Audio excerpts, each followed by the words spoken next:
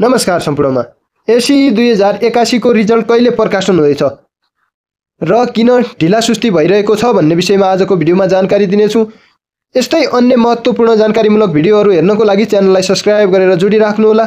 एसई को रिजल्ट यो साल असार मसान्तभित्र आउने अनुमान छ।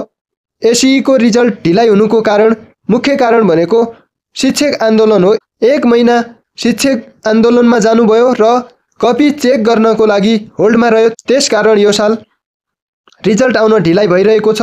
बोर्डले भने निश्चित मिति तोकेको छैन, तर सङ्केत दिएको छ कि असार मसान्तभित्र नै रिजल्ट प्रकाशन हुनेछ भनेर। तपाईहरूले युट्युबमा धेरै भिडियो पाउनुहुनेछ असार तेस्रो साताभित्र रिजल्ट प्रकाशन हुँदैछ भनेर। तेस्रो साताभित्र रिजल्ट प्रकाशन हुनेवाला छैन। अहिले पनि धेरै काम बाँकी छ। बोर्डको अनुसार असार मसान्तभित्र जसरी पनि रिजल्ट प्रकाशन गर्ने भनेर तयारी भइराखेको छ, काम चलिराखेको छ। रिजल्ट कसरी चेक गर्ने भनेर भिडियो मैले पहिले नै बनाइसकेको छु। बोर्डले मितिसहित सूचना प्रकाशन गर्ने बित्तिकै तपाईहरुमाझ मैले जानकारी सहित भिडियो प्रस्तुत गर्नेछु।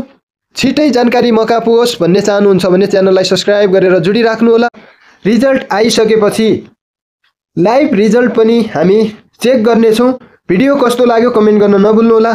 यस्तै अन्य महत्त्वपूर्ण जानकारीमूलक भिडियोहरू हेर्नको लागि च्यानललाई सब्स्क्राइब गरेर जोडिराख्नुहोला। हस्त, धन्यवाद।